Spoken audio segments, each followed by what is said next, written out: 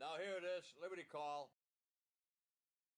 My name is Jim, and I've been volunteering on the Slater since 2020, 2001, driving Pat on 787, and I saw it tied up there, and was talking to my son. We had heard a news article about it moving up, and he was a Boy Scout, and I was looking to do an Eagle Scout project, and I had Navy experience, and so I said maybe they'll have a good Boy Scout project on the Slater.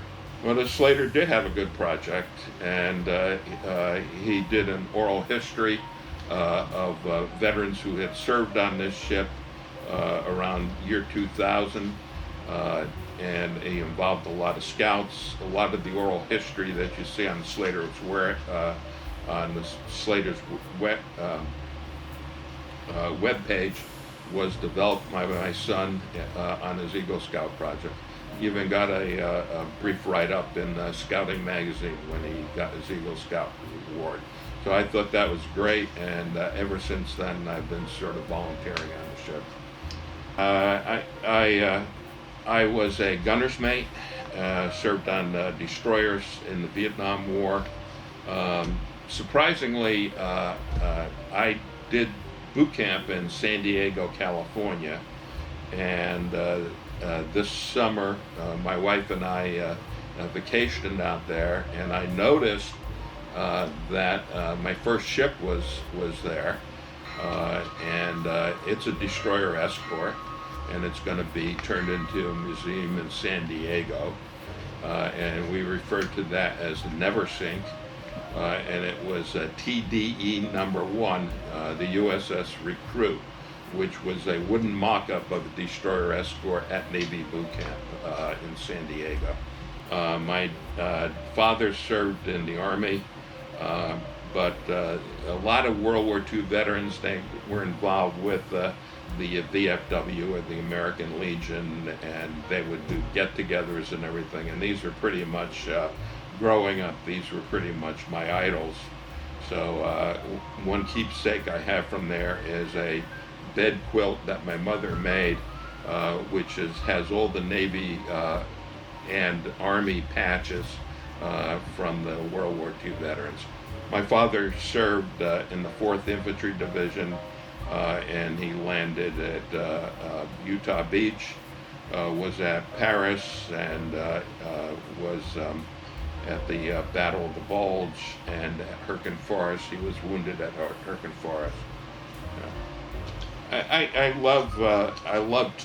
I love history and historical things, and I like talking about the ship and the transition, and if you're a big part of Navy life is telling sea stories, and in Navy terms we call that the scuttlebutt, and refers to the water cooler, and this gives you a chance to basically tell sea stories to visitors all the time. It's sort of great, and I enjoy it a lot. I rarely get up there, but the Slater does offer what they call end-to-end tours, and they get you up to the flying bridge. And the flying bridge here is somewhat unique on Navy ships. The destroyers don't necessarily have the arrangement that the destroyer escorts. The destroyer escorts were modeled after the British design, and they have an open flying bridge where you get a panoramic view of the entire ship, see everything going on, and you get a good view of Albany. It's one of the best views of Albany is based on our flying bridge, and that's available if you take the complete end-to-end tour. Early on, you did get a lot of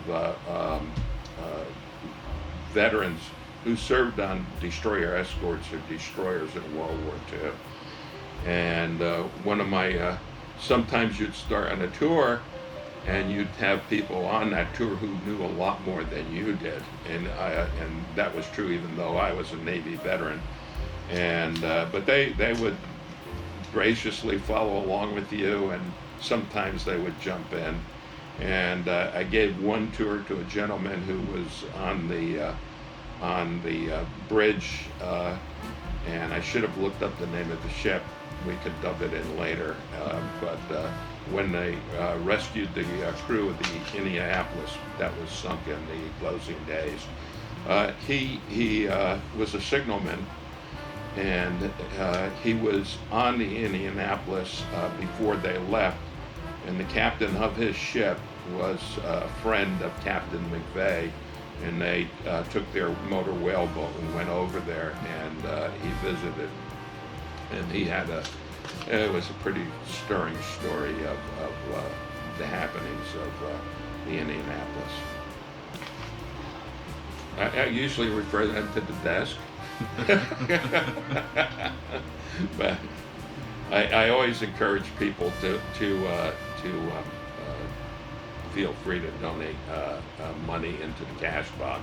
Some people, if you give a good tour, they want to give you a personal tip, and you say, no, just put it into the Slater's cash box.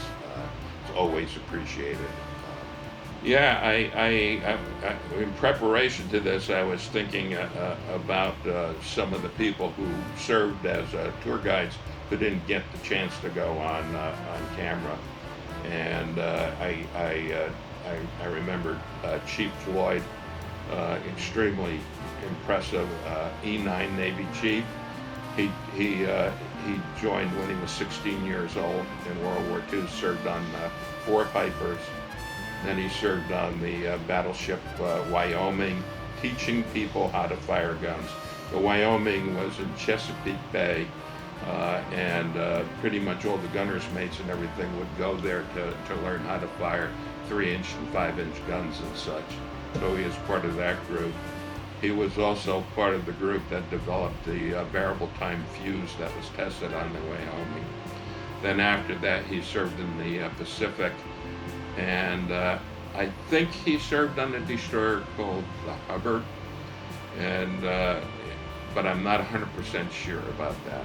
We used to refer that ship was still in service when I was in, and we always referred to that. Sailors have slang terms for ships, and the Hubbard was called the Mother Hubbard, and so anyway,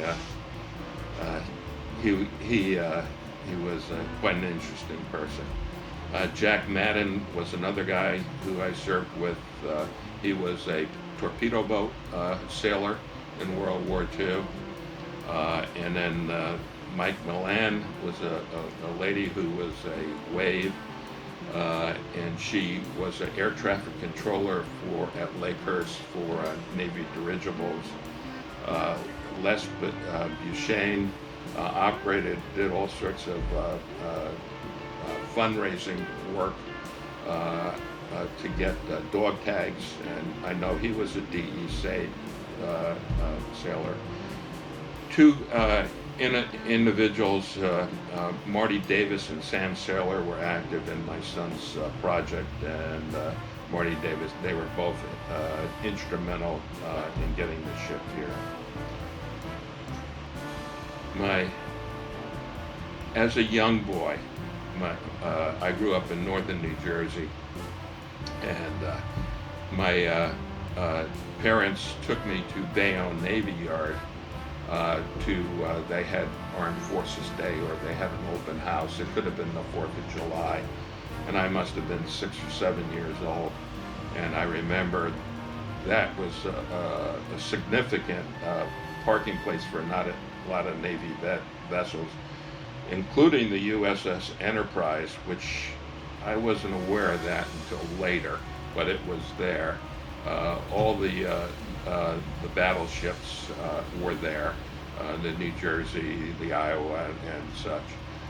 But the ship I remembered the most was the USS Alaska, and I'm not sure why. They might have been given tours on that ship, but for some reason I remembered the Alaska, and I was small and it was big.